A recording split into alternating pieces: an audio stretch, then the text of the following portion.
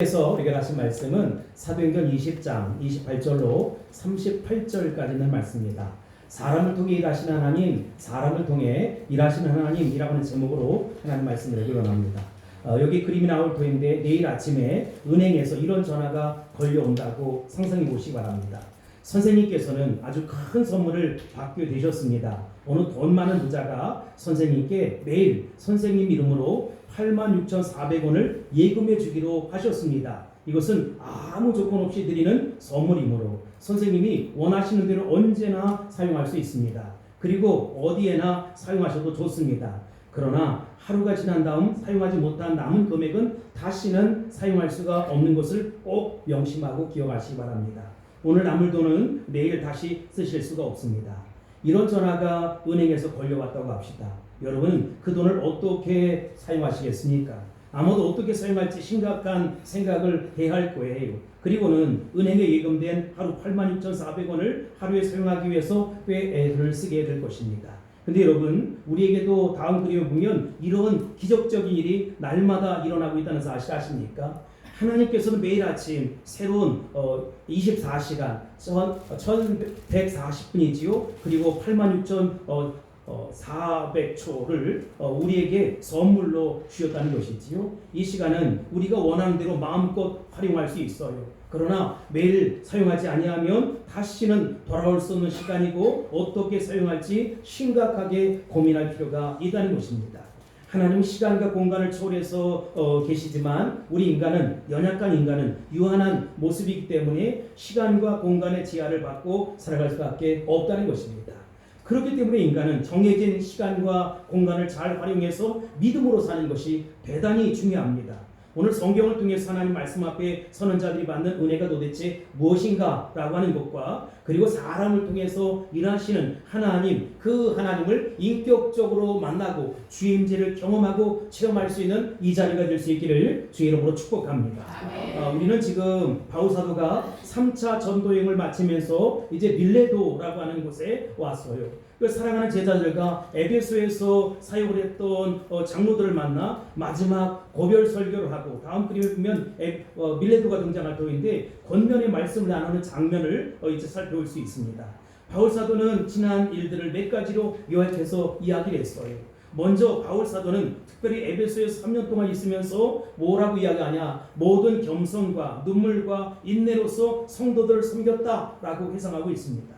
뿐만 아니라 장소를 가리지 아니하고 꼬리낌 없이 주의 복음, 십자가의 복음, 생명의 복음을 전했고 모든 성도들에게 회개와 진리를 가르쳤다라고 회상하고 있습니다. 바울 사도는 이어서 자신이 왜 예루살렘으로 돌아가면 하는지 또 지금 그가 모든 선교 여행의 종지부를 찍고 다시 아시아를 떠나서 예루살렘에 가게 되었는데 그것이 자신의 생각인지 아니면 하나님 아버지의 생각인지 성령의 강권적인 역사인지 자기의 주관적인 생각인지를 고백하고 있는 것이지요. 여기 22절에 보면 바울 사도는 나는 성령의 매임을 받아서 나는 지금 어디로 갑니까? 예루살렘으로 간다는 것입니다. 즉 그에게 강력한 성령의 인도하심을 통해서 예루살렘으로 돌아가지만 거기에 많은 환난과 결박과 핍박이 기다리고 있다는 사실을 알고 있었어요. 이런 고백을 하고 난 이후에 바울 사도는 자기가 마게도냐와 아시아 지역의 모든 성도들에게 유감없이 십자가의 복음, 생명의 복음을 전했다는 사실과 그 지역에 대해서 나는 피값에 그대의 피값에 깨끗하다라고 하는 말을 이야기했어요. 즉 자신이 아시아와 유럽 일대에 십자가의 복음을 전한 일과 그들을 양육한 일에 대해서 꺼리낌이 없다라고 할 정도로 간증을 했다는 것입니다.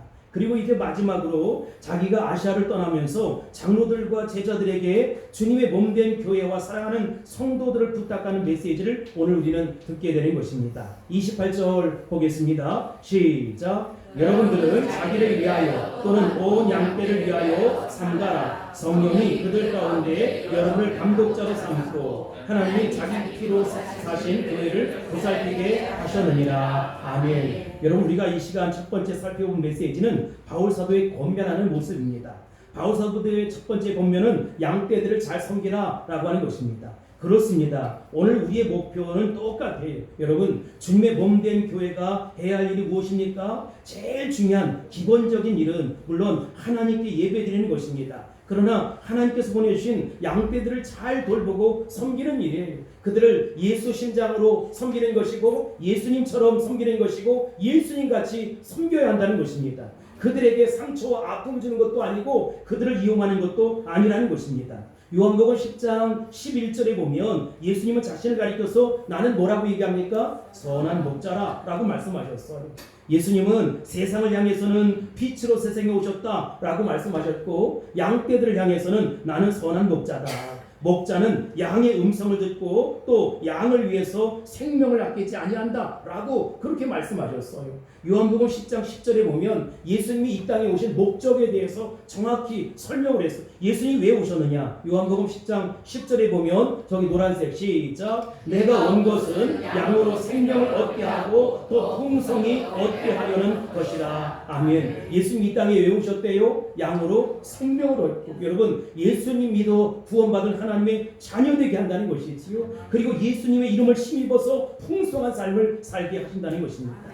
주님의 몸된 교회에 대해서 잘 설명해주는 시편 말씀 가운데 하나가 있는데 시편 23편 1절로 2절입니다. 시작. 여호와는 나의 목자시니 내게 부족함이 없으리로다. 그가 나를 푸른 풀밭에 누이시며 쉴만한 물가로 인도하시는도다. 아멘. 여러분 여호와가 나의 목자가 돼야 부족함이 없는 거예요. 여호와가 나의 목자가 아니면 늘 부족하고 끄급하고 어려움 속에 살아갈 수밖에 없는 것이지요. 왜냐하면 그분이 목자가 되셔서 나를 푸른 풀밭에 누이시고 쉴만한 물가로 인도하시기 때문이라는 것입니다. 이것이 바로 주님의 몸된 교회의 모습이에요. 바로 하나님의 양떼들이 모인 공동체를 이야기하는 것이지요. 양떼는 목자가 없으면 아무 의미가 없습니다. 양떼는 스스로 존재하지 못합니다. 그렇다면 양떼를 잘 돌보는 비결이 뭘까요? 바울 사도는 어떻게 장로들과 제자들이 양떼를 잘 돌볼 수 있는지에 대해서 두 가지를 먼저 이야기하고 있어요. 첫 번째, 양떼를 잘 돌보기 위해서는 자기를 성찰해야 한다는 것입니다. 뭘 해요? 자기를 성찰하라. 여러분 목자의 역할이 얼마나 중요합니까? 영적 리더, 영적 지도자의 역할이 얼마나 중요합니까? 양떼를 잘 돌보기 위해서는 자기 자신과 양떼를 위해서 먼저 자기를 절제할 줄 알고 관리할 줄 알고 자신을 철저히 하나님 앞에 훈련시킬 수 있어야 된다는 것입니다. 그리고 말씀 앞에 절대 복종하고 절대 순종할 수 있어야 된다는 것입니다. 오늘날 교회의 문제는 성도들의 문제가 아니라 지도자들의 문제예요. 장로나 목회자들이 제 위치나 제 역할을 잘 하지 못하기 때문에 생기는 문제가 오늘 한국교회의 문제라는 것입니다. 그래서 양떼를 잘 돌보는 첫 번째 비결은 먼저 목자들이 자기를 잘 절제하는 것입니다. 즉 양떼를 돌보는 목자들이 자기를 절제하고 자신을 철저하게 하나님 말씀 앞에 훈련시키고 절대적으로 하나님 말씀 앞에 순종하고 그 말씀 앞에 헌신하는 것입니다. 그래야 여러분 그 하나님 앞에 영광이 될 뿐만 아니라 하나님 나라 선교 완성이 이루어지는 것이지요. 자신도 구원의 확신이 없다면 어떻게 남을 구원의 확신으로 이끌 수 있겠습니까? 그러므로 무엇보다 먼저 지도자의 자질, 영적인 위치가 대단히 중요하다. 그래서 고린도전서 10장 12절에서 바울 사도는 뭐라고 이야기합니까? 선줄로 생각하는 자는 넘어질까 조심하라. 여러분 꼭 기억하시기 바랍니다. 그런즉 선줄로 생각하는 자는 넘어질까 조심하라. 목자 한 사람이 넘어지면 모든 양떼들이 넘어지게 돼 있어요. 또 에베소서 4장 27절 말씀에 보면 바울 사도가 이렇게 얘기하는 거예요. 누구에게 틈을 주지 마라? 마귀에게. 여러분 그 마귀는 틈만 보이면 우리에게 달려드는 거예요. 그래서 우리를 공격하는 거예요. 주님의 몸된 교회를 해치게 만들고 목사와 성도 사이를 갈라놓게 만들고 성도와 성도 사이를 갈라놓게 만드는 그것이 누가 하는 일입니까? 마귀가 하는 더러운 사탄 마귀의 세력 나셀 예수 이름으로 결박당할지어다, 물러갈지어다, 떠나갈지어다. 그래서 여러분 주님의 몸된 교회는 말씀으로 성령으로 은혜로 이끌어갈 수 있어야 된다는 것입니다. 영적 지도자의 위치가 얼마나 중요한지 새삼 깨달을 수 있게 되길 바랍니다. 두 번째, 양떼를 잘 돌보기 위해서 하나님은 감독자를 세우셨다는 것입니다. 이게 질서예요. 그냥 아무렇게나 양떼들이 살도록 내버려 두지 않고 양떼들이 잘 따라갈 수 있는 주님의 몸된 교회, 영적 지도 체계를 만들어 주셨다는 것입니다. 따라서 주님의 몸된 교회는 이 영적 지도 체제를 존중하고 존경하고 권위를 살려줘야 한다는 것이지요. 여러분 이 감독을 누가 세웠습니까? 하나님 아버지가 세우셨어요. 하나님이 직접 세우셨다는 것입니다. 하나님이 친히 명령해 주셨고 임명해 주셨다는 것입니다. 그렇다면 왜 하나님이 이렇게 임명하셨을까? 하나님이 감독자를 세우신 이유가 뭘까? 자기 피값 주고 산 주님의 몸된 교회를 잘 돌보고 관리하라고 세우셨다는 것입니다. 부활하신 후에 갈릴리 해변에서 베드로 사도를 만났을 때 예수님은 새벽에 생선을 구워 주시는 거예요. 그리고 베드로 사도에게 다음과 같이 말씀하셨습니다. 요한복음 21장 15절 말씀에 보면 요한의 아들 시몬아 내가 이 사람들보다 나를 더 사랑하느냐 이렇게 물었어요. 여러분 이때가 언제입니까? 예수님을 모른다고 베드로가 3번씩이나 저주하고 맹세하고 부인하고 난 이유 아닙니까? 예수님 부활하셔서 요한의 아들 시몬아 내가 이 사람들보다 나를 더 사랑하느냐 이렇게 물었어요. 여러분 베드로라고 하는 이름을 갖고 있음에도 불구하고 요한의 아들 시몬아 저야 반석이 아닌 요한의 아들 시몬아 내가 이 사람들보다 나를 더 사랑하느냐 물었어요. 그러자 베드로는 주님 그러나이다. 내가 주님을 사랑하는 줄 주님께서 아시나이다. 그 말을 들은 후에 예수님은 내 어린 양을 먹이라 이렇게 말씀하셨어요. 잠시 후에 주님은 또다시 2번째 질문합니다. 요한의 아들 시몬아 16절에 내가 나를 사랑하느냐 라고 물었어요. 그러자 베드로가 대답합니다. 주님 그러하나이다. 내가 주님을 사랑하는 줄 주님께서 아시나이다. 이 대답을 들으신 주님이 내 양을 치라고 말씀하셨어요. 그리고 17절에 보면 3번째 또 질문을 합니다. 요한의 아들 시몬아 내가 나를 사랑하느냐. 또다시 베드로가 이야기하지요. 주님 모든 것을 아시오매 내가 주님 사랑하는 줄을 주님께서 아시나이다. 그때 주님은 그래 내 양을 먹이라는 것입니다. 예수님은 지금도 여러분에게 똑같이 말씀하십니다. 여러분 가운데 예수님 모르거나 아니면 예수님을 처음 믿는 분들에게 예수님은 이런 말씀을 하시는 것이지요. 마태복음 11장 28절에 보면 수고하고 무거운 짐진 자들아 다 내게로 오라 내가 너희를 쉬게 하리라. 여러분 수고의 짐은 나의 짐이라고 했고 무거운 짐은 남의 짐이라고 했어요. 내 짐이든 남의 짐이든 수고하고 무거운 짐진 자들아 다 내게로 오라 내가 너희를 쉬게 하리라고 말씀하셨습니다. 이 말씀을 붙잡고 돌아가시기 바랍니다. 이사야 1장 18절 말씀에 보면 너희 죄가 주홍 같을지라도 눈과 같이 쉬어질 것이다 이렇게 말씀하셨어요. 또 이사야 55장 1절에 보면 너희 모든 목마른 자들아 물로 나오라 돈 없는 자도 오라 너희는 와서 사 먹되 돈 없이 값 없이 와서 포도주와 젖을 사라는 것입니다. 말씀 앞에 나오라는 거예요. 그러나 여러분 그런 단계를 지난 성숙한 성장한 성도들에게는 뭐라고 이야기하냐. 내가 주님을 사랑합니다. 정말 이제는 주님 없이는 살 수 없어요 라고 고백하는 성도들에게 주님은 또다시 이야기하는 것입니다. 내가 정말 나를 사랑하느냐. 내가 정말 나를 믿고 신뢰하느냐. 그러면 내 대신 내 양떼들을 돌봐라. 내 양을 치라. 내 어린 양을 먹이라고 주님 말씀하시는 것입니다.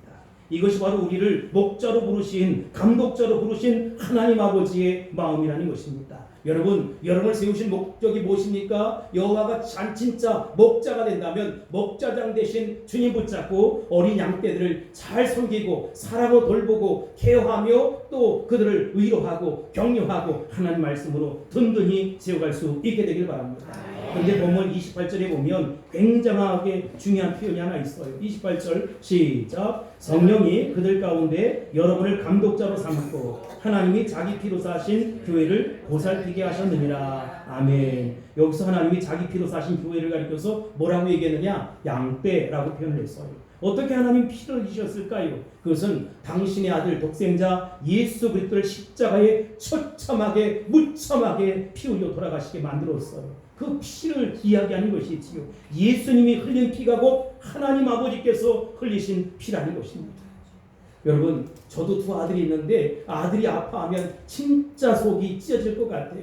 아들이 눈물을 흘리면 제가 견딜 수가 없어요. 우리 주님께서 십자가에서 완전하게 살을 찢으시고 물을 쏟으시고 피를 다 흘리셨을 때에 그때 하나님 아버지의 심정을 기억할 수 있게 되길 바랍니다. 하나님이 자신의 피를 흘려서 만들어주신 것이 바로 주님의 몸된 교회라는 것입니다. 여러분 이 주님의 몸된 교회를 여러분들이 아름답게 갈고 닦고 섬기고 쓸고 세워갈 수 있게 되길 바랍니다. 음부의 권세도 이길 수 없습니다. 주님의 몸된 교회를 해칠 수 없다는 것입니다. 이 교회가 바로 양떼들이라는 것이지요. 교회는 건물이 아닙니다. 제도가 아닙니다. 교파가 아닙니다. 성도들이 곧 교회라는 것입니다. 여기 언급된 성도는 어떤 성도입니까? 우리 주님께서 피로 값주고 피를 다 쏟고 물을 흘리셔서 세운 그 성도라는 것이지요. 당신이 대가를 지불하시고 세운 성도라는 것입니다. 오늘 주님의 몸된 교회의 의기가 무엇입니까? 교회가 오해받는 이유가 무엇입니까? 왜 세상 사람들이 교회를 핍박합니까? 오해를 받아서 그래요. 여러분, 우리가 멋대로 마음대로 살아가요. 내 뜻대로 내 멋대로 내 주장대로 살아가다가 어려움 당하고 고통 당하며 세상 사람들과 똑같은 삶을 살아가는 것이지. 그러면 안 돼. 사랑하는 아들아, 그러면 안 돼. 사랑하는 딸아, 그렇게 살면 안 돼. 라고 주님께서 오늘 우리 삶의 현장에 오셔서 절규하시는 것이지. 여러분, 우리 자신의 모습을 돌아볼 수 있게 되길 바랍니다. 저 자신도 우리 교회를 개척한 목사이지만 저는 우리 물대동산교회 대주주가 아니에요. 앞으로 장로님도 세워지고 우리 안수 집사님들도 장로님이 되실 것이고 권사님들도 든든하게 세워지고 성도들도 또 이제 안수 집사님이 되거나 권사님이 되거나 다 그렇게 하시지만 중요한 것은 우리 교회는 영적인 능력이 있어야 된다는 것입니다. 목사가 제일 많이 기도하고 우리 장로님, 권사님, 안수 집사님들이 더 많이 기도할 수 있어야 된다는 것이죠. 세상 뜻대로 멋대로 방법대로 살아가는 것이 아니라 하나님 기뻐하는 모습으로 어떻게 하면 우리 주님의 마음을 기쁘시게 해드릴 수 있을까? 어떻게 하면 주님의 마음을 시원케 해드릴 수 있을까? 이들이 모인 것이 바로 교회라는 것입니다. 여러분, 날마다 주의 임재를 경험할 수 있게 되기를 바랍니다. 주님을 인격적으로 경험하고 체험하는 삶이 다 될 수 있기를 주의 이름으로 축복합니다. 축원합니다. 선포합니다. 할렐루야. 우리가 두 번째로 살펴볼 메시지는 사나운 일대의 특징이라는 것이지요. 이제 바울 사도는 이렇게 교회의 본질과 양육의 여러 가지 사명을 이야기하고 난 이후에 앞으로 주님의 몸된 교회가 당면할 문제들을 이야기하고 있어. 29절 30절입니다. 시작. 내가 떠난 후에 사나운 이리가 여러분들에게 들어와서 그 양떼를 아끼지 아니하며 또한 여러분 중에서도 제자들을 끌어 자기를 따르게 하려고 어그러진 말을 하는 사람들이 일어날 줄을 내가 아노라. 아멘. 바울 사도는 목회와 양육에 있어서 양떼를 돌본 데 있어서 가장 경계해야 될 것이 뭐냐면 사나운 이리떼다, 이렇게 표현을 했어요. 바울 사도가 그곳에 있는 동안에는 사나운 이리떼, 즉 이단들이 들어오질 못했어요. 그러나 바울 사도가 떠나면 사나운 이리떼들이 호시탐탐 놓이고 찾아오게 된다는 거예요. 그래서 베드로전서 5장 8절에 보면 뭐라고 이야기합니까? 근신하라, 깨어라, 너희 대적 마귀가 우는 사자같이 두루다니며 삼킬 자를 찾나니 라고 말씀하고 있어요. 여러분, 마귀가 마치 사자처럼 왜 울어요? 배고파서 울어요. 잡아먹기 위해서 우는 거예요. 그러니까 여러분, 우는 사자와 같이 내 목덜미를 물려고 달려들 때 어떻게 합니까? 예수 이름으로 물러갈지어다! 라고 외칠 수 있게 되길 바랍니다. 그리고 여러분, 우리 예수 심장으로 살아가야 돼. 더 많이 방패기도 하고 믿음으로 정말 견고한 피의 능력 의지하며 살아갈 수 있어야 된다는 것입니다. 여기 사나운 일이라고 표현했는데 예전 성경에는 흉악한 일이라고 표현을 했어요. 여러분, 그 그림을 하나 봐주세요. 사나운 일이란 이 사나운 일이가 있잖아요. 그런데 아까 그림에 나왔을지 모르겠지만 양의 가죽을 쓴, 양의 탈을 쓴 이리의 모습이라는 것입니다. 절대로 자기의 본질을 드러내지 않아요. 마귀는 처음부터 자신의 본질을 드러내지 않지요. 아주 그럴듯하게 말씀과 능력을 가지고 찾아온다는 것입니다. 마치 천사와 방불한 천사의 모습으로 가정에 서기 때문에 모든 사람들이 어떻게 해요? 속는 거예요. 그렇다고 이 사나운 이리떼들이 들어와서 하는 일이 무엇입니까? 다시 29절 말씀해 보면 내가 떠난 후에 사나운 이리가 여러분들에게 들어와서 그 양떼들을 어떻게 해요? 아끼지 아니하며. 여러분, 양떼들을 돌보지 않는다. 양떼들을 맡아놓고 돌보지 않고 굶긴다는 거예요. 시험에 들게 한다는 거예요. 병들어도 치유해주지 않습니다. 그들은 마치 사건 목자와 같은 흉악한 사나운 이리떼라는 것입니다. 그들은 양떼들을 자신을 위해서 이기적인 목적으로 이용만 합니다. 한 사람을 하나님의 창조 질서에서 세워진 백성으로 보지 않고 하나님의 이익의 대상으로 본다는 것입니다. 개개인을 1번, 2번, 3번 등 번호를 달아서 물질로 취급하고 필요하면 이용하고 필요 없으면 내버리는 것이지요. 이것은 세상의 이 집단과 다를 바가 없는 것이지요. 여러분이 양떼를 돌보지 아니하면 어떻게 될까요? 양들은 영양실조에 걸릴 수밖에 없고 병들어 죽을 수밖에 없는 것입니다. 말로만 양육해서는 안 된다. 여러분, 우리 사랑하는 성도들 사랑으로 섬기고 관심으로 섬길 수 있게 되길 바랍니다. 만나는 이들마다 그저 격려하고 또 세워주고 어루만져주고 보듬어주고 돌봐줄 수 있게 되길 바랍니다. 그렇게 하지 아니하면 양떼들은 이 험한 세상에서 혼자 살아남을 수가 없어요. 그러니까 여러분, 내 주위에 독한 사람이 있지요, 악한 사람이 있지요, 아주 그냥 뾰족뾰족하고 죄성이 드러난 사람이 있지요. 살아가려고 그러는 거예요. 이 험한 세상에서 살 수가 없으니까 혼자 살아남기 위해서 독해지고 악해지고 정말로 소리를 고래고래 지르며 살아가는 것이지. 여러분들은 양떼를 맡았으면 잘 돌볼 수 있게 되길 바랍니다. 전화도 해주고 문자도 보내주고 기도해주고 신방해주고 어루만져주고 함께 그의 아픔을 나누고 울어줄 수 있게 되길 바랍니다.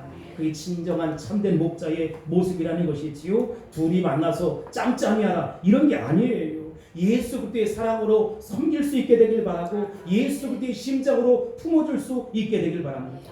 또 한 가지가 있습니다. 이 사나운 이리떼, 흉악한 이리떼는 사람을 자꾸 분열시키는 거예요. 조직을 하나로 만들기보다는 서로를 이간질하고 분열시키는 것입니다. 이리떼들은 말만 그럴듯하게 하는 것입니다. 성경에 보면 제자들을 끌어 자기를 쫓게 만들었어요. 여러분, 어떻게 그럴 수가 있어요? 예수님의 제자예요.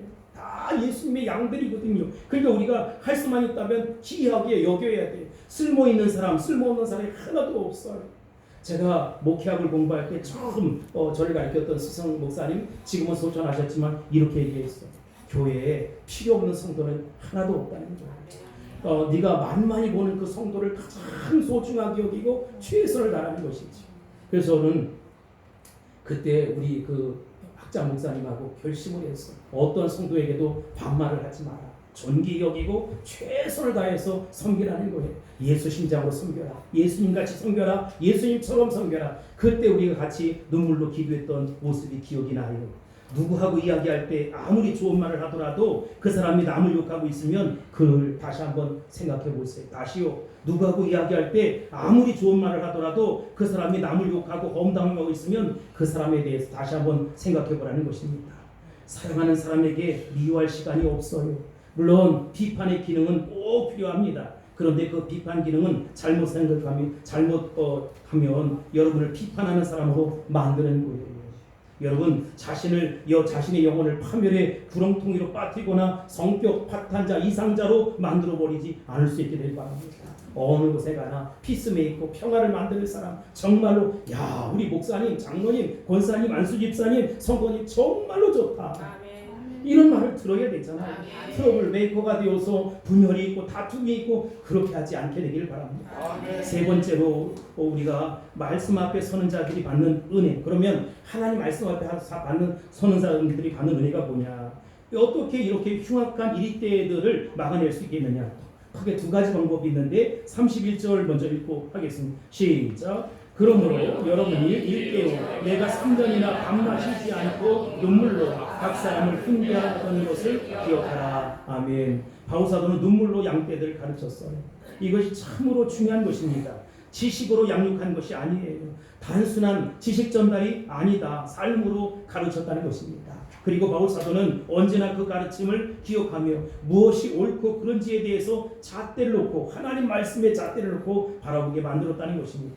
또 한 가지가 있습니다. 여기 32절 상반절에 보면 지금 내가 여러분을 주와 및 그 은혜의 말씀에 부탁하노니 라고 말씀하고 있어요. 하나는 바울사도가 자신이 가르쳤던 교훈이고 또 다른 하나는 하나님의 은혜의 말씀 앞에 부탁하는 거예요. 아무리 고통스럽고 어렵고 사탄의 계획과 유혹이 크다 할지라도 여러분, 하나님 은혜의 말씀을 어길 수 없습니다. 하나님 은혜의 말씀이 있는 한 두려움이 없어요. 걱정이 많은 여러분, 염려가 많은 여러분들은 그 염려 앞에, 걱정 앞에, 근심 앞에 안절부절하고 정말 갈팡질팡하고 어떻게 할까 하지만 우리 하나님은 여러분의 문제보다 크시다는 것입니다. 여러분의 질병보다 크시다는 것입니다. 여러분들의 병명, 그 어떤 것이든 불치병, 난치병보다 우리 하나님의 능력이 크다는 것입니다. 하나님 아버지를 의지할 수 있게 되길 바랍니다. 하나님의 능력을 의지할 수 있게 되길 바랍니다. 엘샤다이 하나님 능력의 하나님께서 여러분을 도와주십니다. 여러분을 치료해 주십니다. 여러분을 붙잡아 주십니다. 여러분들을 책임져 주시고 간섭해 주십니다. 그러니 환경, 조건, 형편 바라볼 것이 아니라 하나님의 능력을 의지할 수 있게 되기를 주의 이름으로 축원합니다. 축복합니다. 선포합니다. 할렐루야. 다시 32절 보겠습니다. 시작. 지금 내가 여러분을 주와 및 그 은혜의 말씀에 부탁하노니 그 말씀이 여러분을 능히 든든히 세우사 거룩하게 하심을 입은 모든 자 가운데 기업이 있게 하시리라. 아멘. 첫 번째, 그 말씀이 우리를 어떻게 한대요? 든든히 세운다. 여러분, 여러분의 삶을 든든히 세워주십니다. 우리 주님이 세워주십니다. 우리의 믿음은 굳건해야 합니다. 왔다리 갔다리 하면 안 돼요. 교회 오면 교회가 하는 말이 맞는 것 같고, 세상에 나가면 세상의 뉴스가 하는 말이 맞는 것 같고, 왔다리 갔다리 하면 여러분 믿음이 있다가도 없고 없다가도 있고 막 이렇게 되는 거예요. 이와 같은 상태에서는 우리의 믿음이 마구마구 흔들릴 수밖에 없다는 것입니다. 예수님은 우리의 믿음이 든든해야 한다라고 말씀하고 있습니다. 말씀의 기초에서 신앙의 뿌리를 내리고 든든히 서 있으면 어떤 폭풍우가 몰아치고 비바람이 몰아쳐도 너끈히 이길 수 있어요. 왜냐하면 우리 주님께서 은혜를 주시고 우리 주님께서 이김을 주시기 때문에 그렇습니다. 믿음은 주님과 은혜의 말씀 앞에 내가 든든히 세워져 가는 것이다. 시편 18편 2절 말씀을 보세요. 여호와는 나의 반석이시요 나의 요새시요 나를 건지시는 이시요 나의 하나님이시요 내가 그 안에 피할 나의 바위시요 나의 방패시요 나의 구원의 뿌리시요 나의 산성이시로다. 여러분, 이런 믿음의 고백할 수 있게 되길 바랍니다. 비록 사망의 줄이 나를 얻고 불의 창수가 나를 두렵게 하고 음부의 줄이 사망의 올무가 나를 두른다 할지라도 환난 중에 내가 여호와께 아뢰는 것입니다. 나의 하나님께 부르짖는 것입니다. 하나님 도와주세요. 하나님 간섭해 주세요. 하나님 책임져 주세요. 하나님 치료해 주세요. 하나님 역사해 주세요. 그러면 응답해 주시고 기적을 베풀어 주신 것입니다. 할렐루야. 두 번째, 거룩함을 입은 모든 자에게 기업이 있게 하신다고 했어요. 여러분, 기업을 주시는 것입니다. 하나님 나라에도 기업이 있다는 사실 아세요? 우리 장로님도 사업을 하시고 또 우리 권사님도 사업을 하시고 그러시는데, 여러분, 이 하나님 나라에도 기업이 있다는 거예요. 베드로전서 1장 4절에 보면 그 기업은 어떤 기업이냐? 베드로전서 1장 4절, 썩지 않고 더럽지 않고 쇠하지 아니하는 유업이다, 이렇게 말씀하고 있어요. 첫 번째, 그 기업은 썩지 않아요. 두 번째, 더럽지 않아요. 세 번째, 쇠하지 않아요. 이 기업이 하늘에 있는 것입니다. 우리를 위해서 이미 준비되고 예비된 것입니다. 얼마나 좋아요. 우리는 은혜의 말씀 앞에 있으면 전혀 흔들리지 않습니다. 그러면 하나님 우리에게 영원한 기업을 보장해 준다는 것입니다. 여러분, 물질적인 가치에 지나지 않아요. 여러분, 금이나 은이나 옷 같은 것이 아니라는 것이지요. 여기 33절에 보면 내가 아무의 은이나 금이나 의복을 탐하지 아니하였고, 이렇게 말씀하고 있어요. 바울사도는 신세를 지지 않기 위해서 어떻게 했느냐? 텐트 메이커가 되어서 텐트를 만들면서 복음을 전했어요. 34절 35절입니다. 시작. 여러분이 아는 바와 같이 이 성으로 나와 내 동행들이 쓰는 것을 충당하여 범사에 여러분에게 모범을 보여준 것 같이 수고하고 약한 사람들을 돕고 또 주 예수께서 친히 말씀하신 바 주는 것이 받는 것보다 복이 있다 하심을 기억하여야 할지니라. 아멘. 바울사도가 생명의 말씀을 이렇게 전했는데, 제가 이 감동받는 부분이 하나 있어요. 그것은 그가 사도로서 전도하고 바쁘게 돌아다니지만 늘 심장이 어디 있었느냐? 연약한 사람들, 가난한 사람들, 하루벌어 하루 먹고 사는 사람들, 힘없는 사람들, 백 없는 사람들, 권력 없는 사람들, 그 개인을 돌보기 위해 최선을 다했다는 것입니다. 대부분 큰일을 하는 사람들은 큰일에 도취되어서, 높은 지위에 있는 사람들은 높은 지위에 도취되어서, 중요한 일을 하는 사람들은 내가 이 정도 시시한 것을 해야 할 사람이야? 라고 이야기하지만 바울사도는 그러지 않았다. 예수 신자가 아니고 끊임없이 자기 주변에 힘없는 자들을 돌봤다는 것입니다.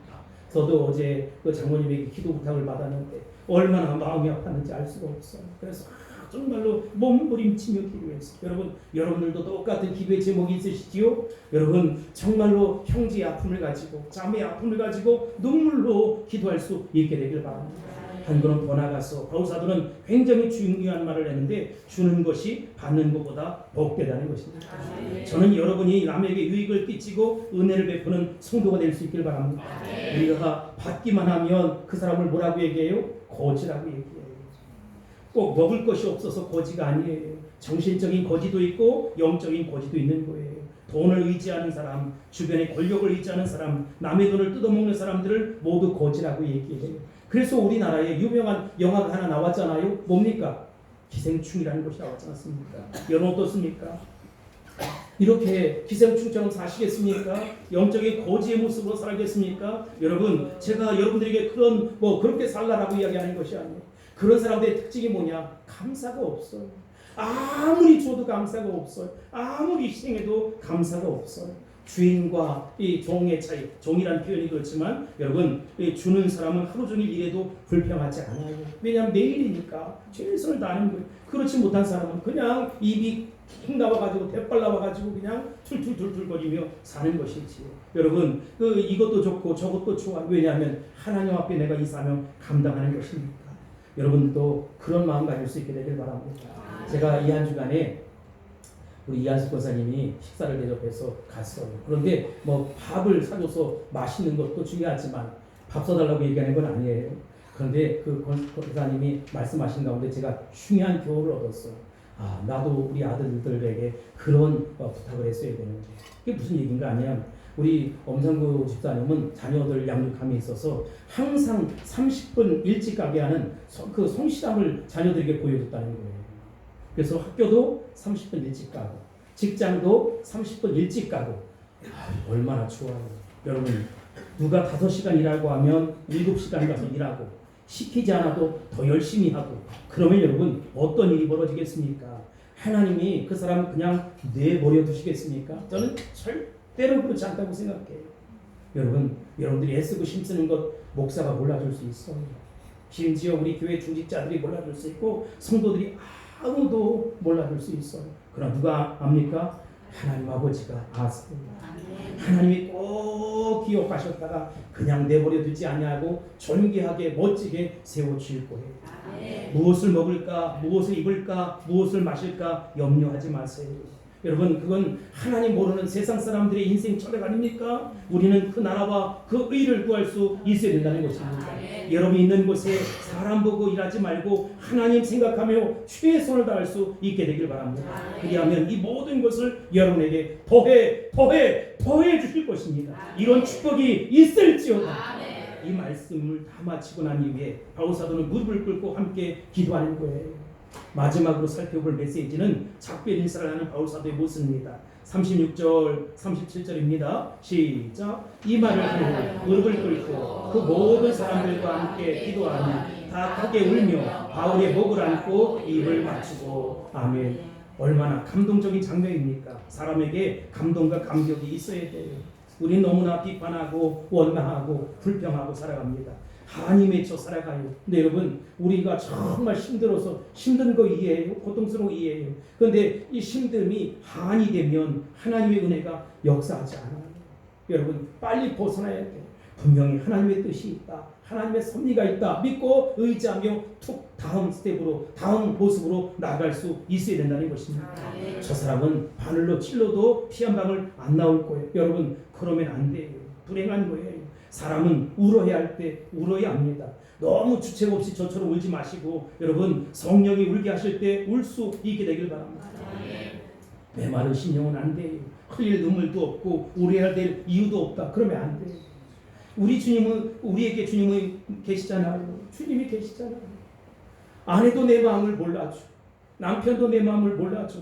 심지어 교회 갔더니 목사도 내 마음 몰라줘. 내 부모도 내 마음 몰라줘. 내 자식도 내 마음 몰라줘. 하나님 어떻게 해요? 어떻게 해요? 내가 이래요. 그럼 여러분, 주님이 아세요.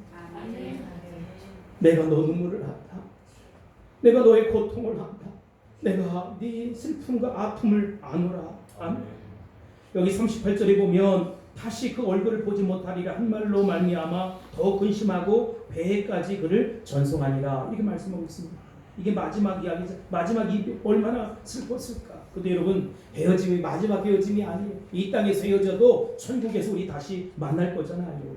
바울 사도에게서 중요한 것이 뭐냐, 이 예수님이 계시기 때문에 이 헤어짐은 마지막이 아니다, 이런 마음. 그러니까 여러분, 우리가 정말 이게 마지막이 아니니까, 언제 다시 만날지 모르니까 언제나 신중하게 행동하고 정말로 믿음으로 행동할 수 있어야 된다는 것입니다. 마지막 한 가지 이야기만 하고 마치겠습니다.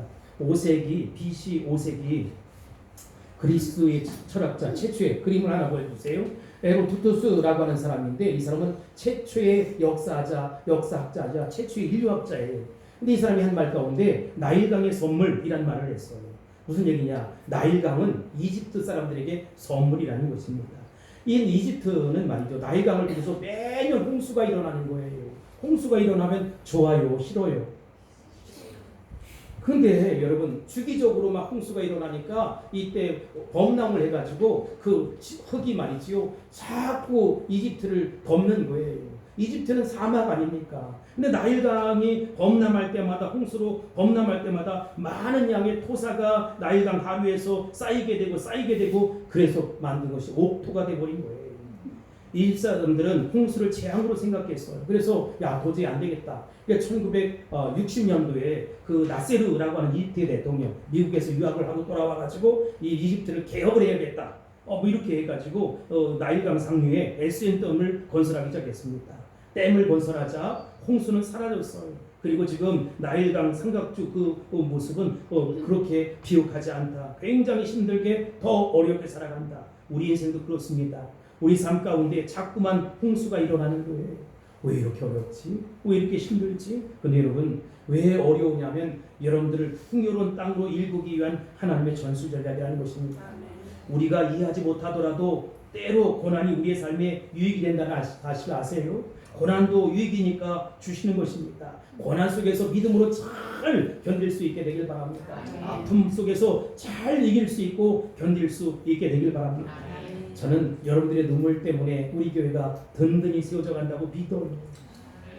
이집트는 나일강의 선물입니다. 여러분의 고통은 여러분의 삶에 놀라운 선물이 될 것이고 우리 교회의 부흥의 원동력이 될 것입니다. 그러니 나에게 다가온 홍수를 즐길 수 있게 되길 바랍니다. 홍수가 오면 자꾸 댐으로 막으려고 하지 말고, 피하려고 하지 말고, 지겹다고 불평하지 말고 홍수를 받아들이는 것입니다. 그리고 믿음으로 나아가는 것입니다. 옥토가 될 것입니다. 축복으로 변할 것입니다.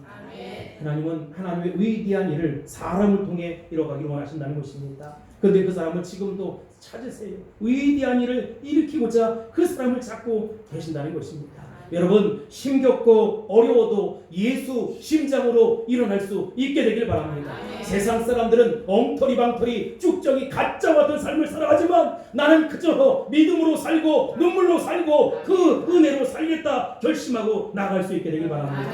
하나님은 지금도, 하나님은 오늘도 하나님의 사람을 부르신다는 것입니다. 주님, 여기 있습니다. 나를 써주십시오. 나를 사용하십시오 라고 헌신하고 결단하는 저와 여러분이 다 될 수 있기를 주의 이름으로 축원합니다. 축복합니다. 선포합니다. 할렐루야. 기도하겠습니다. 고마우신 아버지 하나님, 감사합니다. 영광받아 주옵소서. 피 묻은 보혈로 우리 성도들을 덮어 주옵소서. 하나님께 꼭 필요한 한 사람 될 수 있도록 축복하옵소서. 예수님 이름으로 간절히 기도합니다. 아멘.